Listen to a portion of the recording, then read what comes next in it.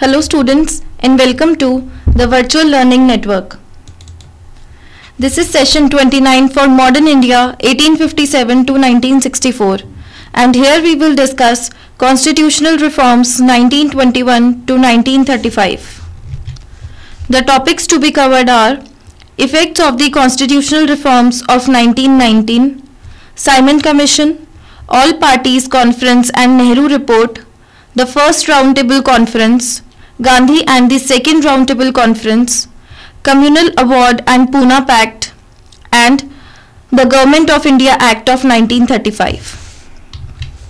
Now first is the effects of Constitutional Reforms of 1919. Under the Government of India of 1919, the provincial governments were given more powers under the system of diarchy. Some subjects such as finance and law and order were called reserved subjects and remained under the direct control of the governor. Other subjects such as education, public health and local self-government were called transferred subjects and were to be controlled by ministers responsible to the legislatures. So, जो government of India act था 1919 का, उसके basis पे पूरा system dyarchy के अंदर था. सारी पावर्स जो थी वो प्रोविंशियल गवर्नमेंट के हाथ में थी. कुछ सब्जेक्ट्स जैसे कि फाइनेंस और लॉ एंड ऑर्डर जो थे वो रिजर्व सब्जेक्ट्स थे और डायरेक्ट कंट्रोल में थे गवर्नर के, और दूसरे सब्जेक्ट्स जो थे जैसे कि एजुकेशन, पब्लिक हेल्थ और लोकल सेल्फ गवर्नमेंट, ये सब ट्रांसफर्ड सब्जेक्ट्स थे और मिनिस्टर्स इनको कंट्रोल करते थे. The governor could overrule the ministers on any grounds which he considered special. The central legislature had virtually no control over the Governor General and his executive council. On the other hand, the central government had unrestricted control over the provincial governments. So, जो governor था वो कभी भी ministers को overrule कर सकता था किसी भी ग्राउंड पे, लेकिन जो सेंट्रल लेजिस्लेचर थी उसका गवर्नर जनरल पे या फिर उसके एग्जीक्यूटिव काउंसिल पे कोई भी कंट्रोल नहीं था. और दूसरी तरफ अगर देखा जाए तो सेंट्रल गवर्नमेंट जो थी उसके पास अनरिस्ट्रिक्टेड कंट्रोल था प्रोविंशियल गवर्नमेंट के ऊपर. सो जो constitutional government of India act 1919 का, उसके अंदर गवर्नर जनरल और एग्जीक्यूटिव काउंसिल के पास सबसे ज्यादा कंट्रोल था. Now the failure of diarchy. Diarchy did not succeed in giving real training to people in parliamentary system of government. Due to absence of organized political parties, there was no contact between the voters and their representatives. Members of legislature were divided on communal and local issues. Diarchy ज़्यादा succeed नहीं हो पाई India में क्योंकि बहुत ज़्यादा organised political parties की absence थी. Political parties organised वे में काम नहीं करती थी और वोटर्स और उनके रिप्रेजेंटेटिव्स के बीच में कोई कांटेक्ट नहीं था. और मेंबर्स ऑफ लेजिस्लेचर भी थे वो कम्युनल या फिर लोकल इश्यूज के बेसिस पे डिवाइडेड थे. Ministers were responsible to the legislature and were subordinate to the governor who appointed and dismissed them. So ministers ही एकदम से ज़्यादातर रिस्पॉन्सिबल थे लेजिस्लेचर के लिए भी और सबऑर्डिनेट्स के लिए भी, जो गवर्नर के सबऑर्डिनेट थे उनके अपॉइंटमेंट के लिए और डिसमिसल के लिए. And due to lack of organised political parties and stable majorities, joint responsibility of ministers were absent. और पॉलिटिकल पार्टीज इसलिए क्योंकि ऑर्गेनाइज्ड नहीं थी, ना ही स्टेबल मेजॉरिटी थी, जॉइंट रिस्पॉन्सिबिलिटी मिनिस्टर्स की वो भी बिल्कुल नहीं थी. और फाइनेंस की एलोकेशन के लिए भी जो रिजर्व डिपार्टमेंट और ट्रांसफर डिपार्टमेंट थी उसके बीच में भी काफी डिस्क्रिमिनेशन होती थी और इस वजह से डायरकी बिल्कुल फेल हो गई थी. Then next is reform proposals between 1920 to 1927. The reform introduced by the Government of India Act of 1919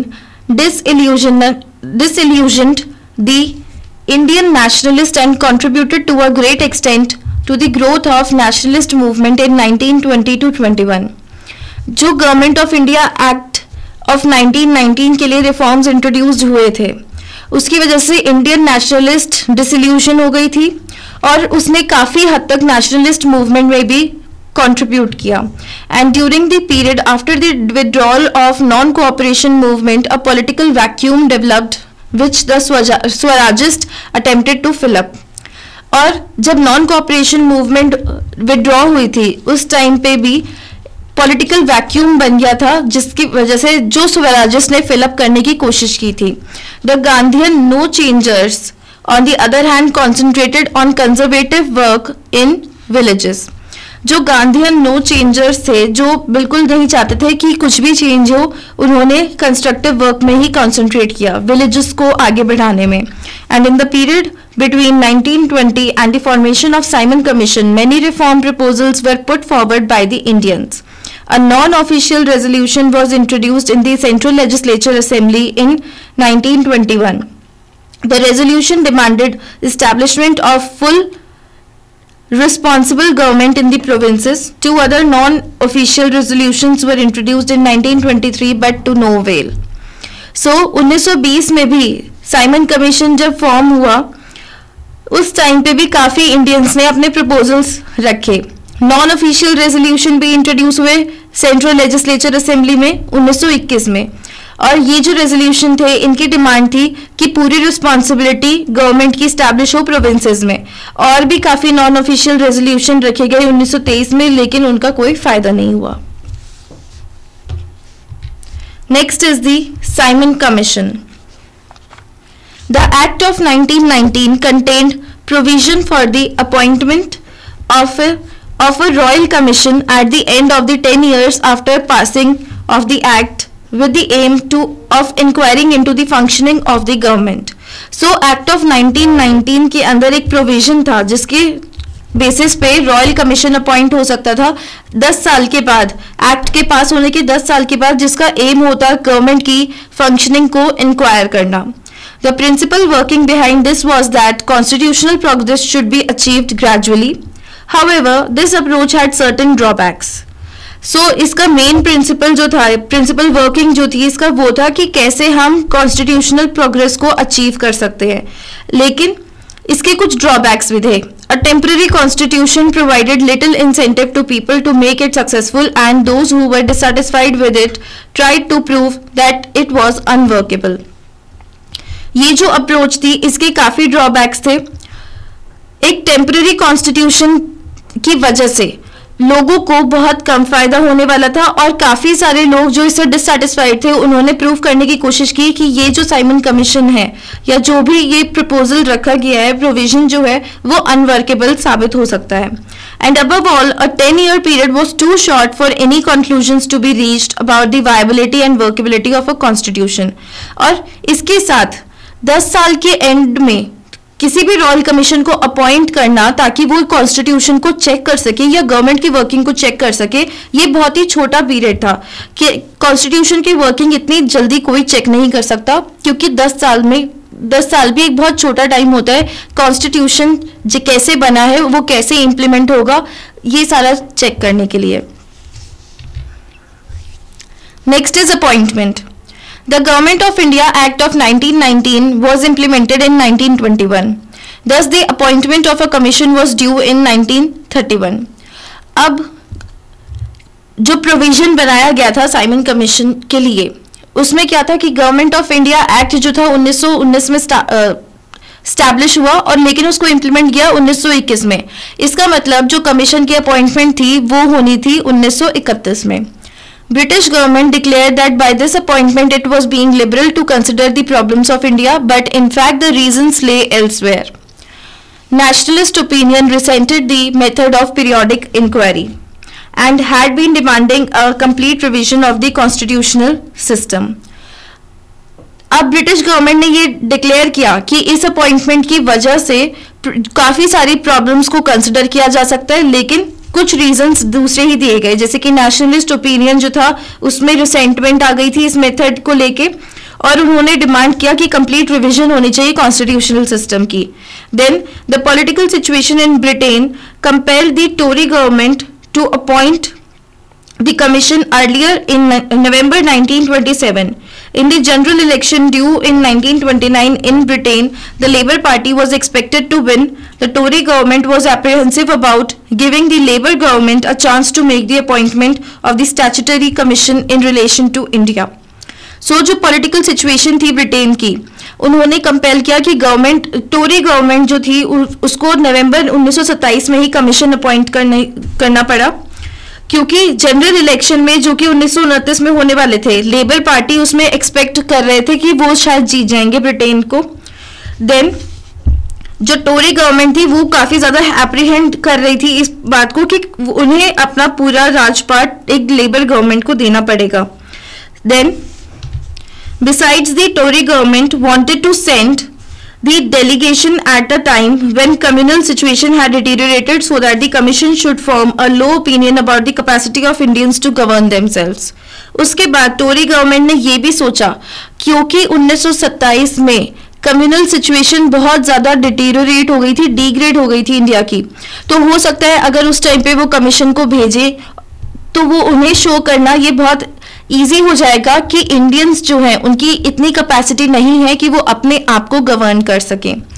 another reason as suggested by professor Keith was that the appointment was a result of the activities of the Swarajist party on the one hand and the youth activities led by Nehru and Bose on the other hand. एक और reason जो था वो ये था कि ये जो अपॉइंटमेंट थी साइमन कमीशन की, ये हुई थी क्योंकि स्वराजिस्ट पार्टी जो एक्टिविटीज परफॉर्म कर रहे थे वो ब्रिटिश गवर्नमेंट को पसंद नहीं आ रही थी, और साथ ही कुछ यूथ एक्टिविस्ट भी थे जो कि नेहरू और बोस लेड कर रहे थे, उनकी वजह से ये अपॉइंटमेंट जरूरी हो गया था। Then is the boycott. The announcement of the all white commission shocked almost all Indians. It was greeted with strong protest by all parties, that is the Congress, a section of the Muslim League, Hindu Mahasabha, Liberal Federation, etc., proving that on the issue of Indian representation there was unanimity amongst almost all sections of Indian public opinion. So ये जो all white commission की announcement हुई थी इसकी वजह से Indians बहुत ज़्यादा शॉक हो गए थे, और ये जो स्ट्रॉन्ग प्रोटेस्ट था ये काफ़ी सारी पार्टीज से आया था, जैसे कि कांग्रेस, मुस्लिम league, Hindu Mahasabha, liberal federation etcetera. और इसमें ये भी प्रूव हो गया था कि जो इंडियन रिप्रेजेंटेशन का इशू था उसमें एक यूनिटी थी, क्योंकि इंडियन पब्लिक ओपिनियन के सारे सेक्शंस इसको एक साथ प्रोटेस्ट कर रहे थे। And through the boycott the Congress tried to revive the non-cooperation spirit. Boycott movement start करके कांग्रेस ये चाहते थे कि non-cooperation spirit एक बार फिर से आ जाए लोगों में।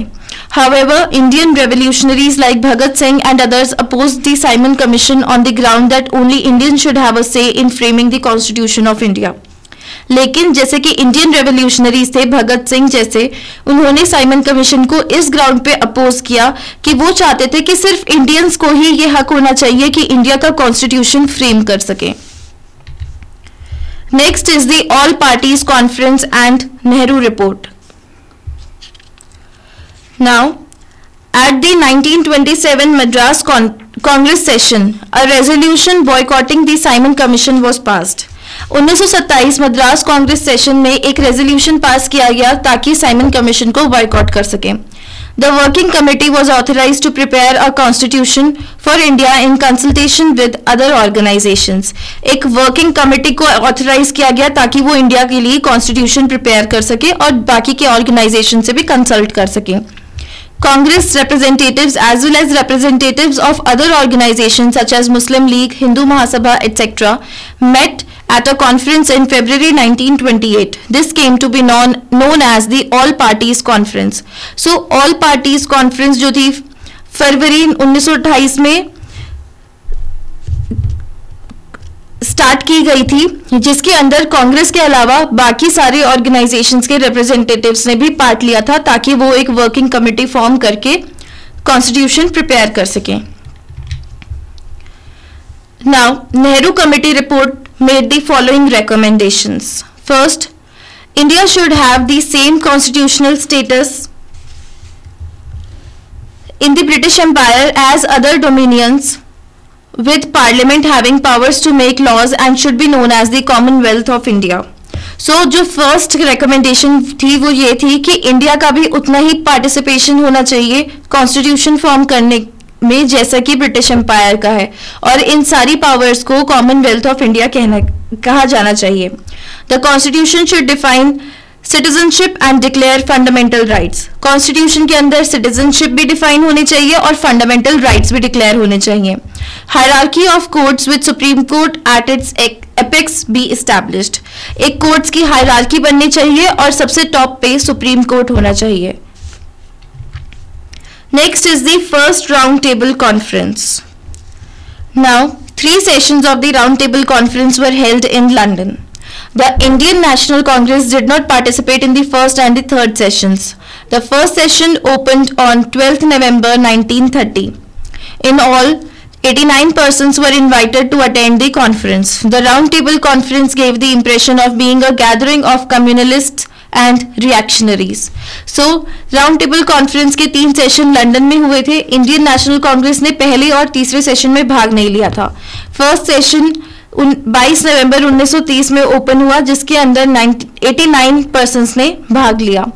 और राउंड टेबल कॉन्फ्रेंस का एक इंप्रेशन ये था कि वो एक कम्युनलिस्ट और रिएक्शनरीज की गैदरिंग थी. The first session of the round table conference opened on 12th November 1930 with 89 persons participating. Of these, 16 represented British political parties. The British Indian delegation comprised 58 members which represented various parties and interest in India. 16 representatives जो थे वो British political party के थे और 58 members जो थे वो British Indian delegation के थे. And among the prominent Indian public men who participated were M.R. Jayakar, a Hindu Mahasabha leader, C.Y. Chintamani and T.B. Sapru, who represented the opinion of liberals. Aga Khan, Muhammad Shafi, Muhammad Alit, Fazlul Haq and Muhammad Ali Jinnah, who represented various shades of Muslim political opinion. Sardar Sampuran Singh as a spokesman of Sikhs, B.S. Monji as a representative of the Mahasabha, B.R. Ambedkar of the depressed classes and K.T. Paul of the Indian Christians. The British and the Anglo-Indian business interest were also represented. Contingent of 16 members consisting of rulers or their nominees represented the Indian princely states. Prominent among them were the representative of states of Alwar, Baroda, Bhopal, Bikaner, Kashmir, Patiala, Hyderabad, Mysore and Gwalior. Next is the Gandhi and the second roundtable conference. In spite of the fact that the government stand did not show much change, Gandhi agreed to participate in the second roundtable conference after concluding a pact with the Viceroy known as the Gandhi-Irwin Pact of March 5, 1931. During this period, revolutionary terrorism was in full swing and the communists were organizing the labor and strikes. Apprehensive of anarchy, Gandhi concluded a pact with Irwin. So, government stand नहीं कर रही थी उस round table conference के लिए, लेकिन फिर भी गांधी ने अग्री किया कि वो सेकेंड राउंड टेबल कॉन्फ्रेंस में पार्टिसिपेट करेंगे. और ये पैक्ट उन्होंने किया वॉइसरॉय के साथ, जिसको हम गांधी इरविन पैक्ट भी कहते हैं, और ये हुआ था मार्च 5, 1931 में. इस पीरियड में रेवोल्यूशनरी टेररिज्म बहुत ज्यादा बढ़ गया था और कम्युनिस्ट जो थे वो भी लेबर और स्ट्राइक्स ऑर्गेनाइज कर रहे थे. The Congress suspended the civil disobedience movement and it was decided that Gandhi would be the sole representative and spokesman of the Congress at the second session of the round table conference.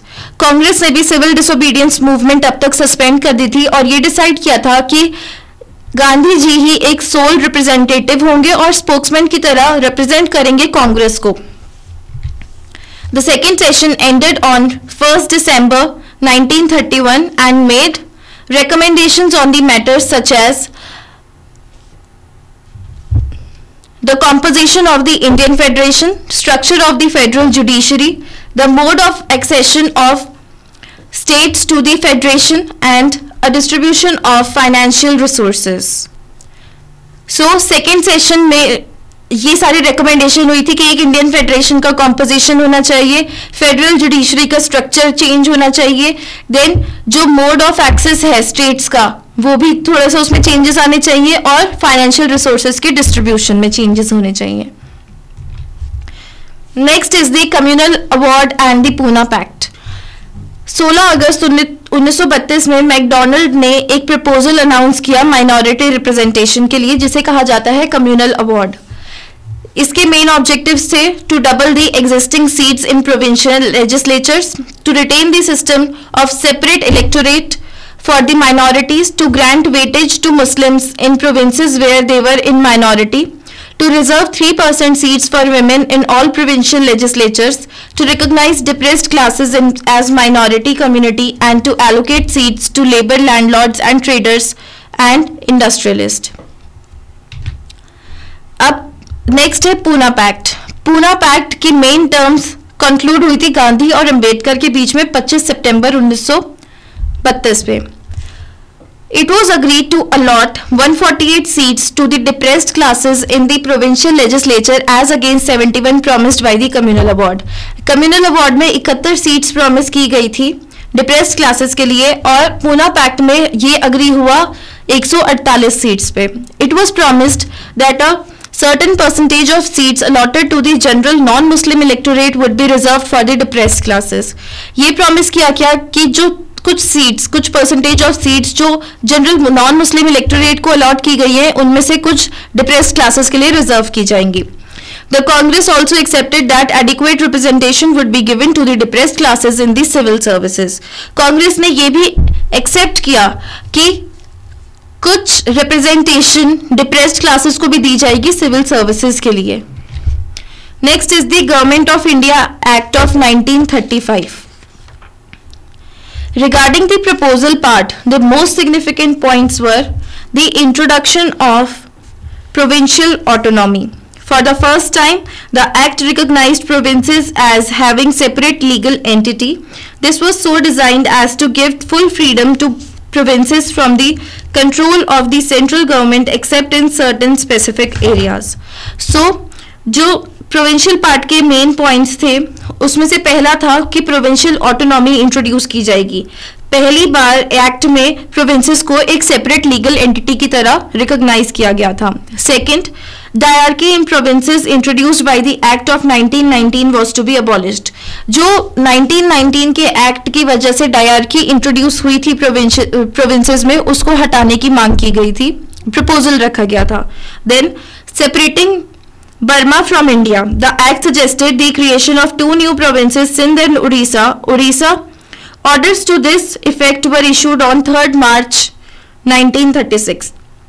So, Burma को India से अलग करने का provision रखा गया था उसमें, और इसमें 2 नए प्रोविंसेस क्रिएट करने की मांग की गई थी, सजेस्ट किया गया था सिंध और उड़ीसा, और ये ऑर्डर्स इशू हुए थे 3 मार्च 1936 में। फोर्थ पॉइंट है, the act provided for introducing responsible government in all the 11 provinces including Sindh and Odisha, among them Bombay, Bengal, Madras and United Provinces, Bihar and Assam were to have bicameral legislatures. Now here are some questions for you. First is, discuss the background against which the Simon Commission was appointed in 1927. And second, discuss the main features of the Government of India Act of 1935. Thank you and have a nice day.